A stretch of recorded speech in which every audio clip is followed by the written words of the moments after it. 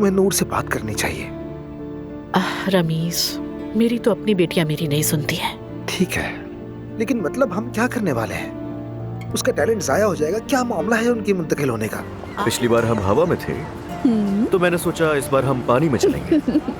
और बात का प्लान पैराशूट के साथ जंप। हाँ, वैसे आइडिया बहुत अच्छा है, सोचूंगा इस बारे में।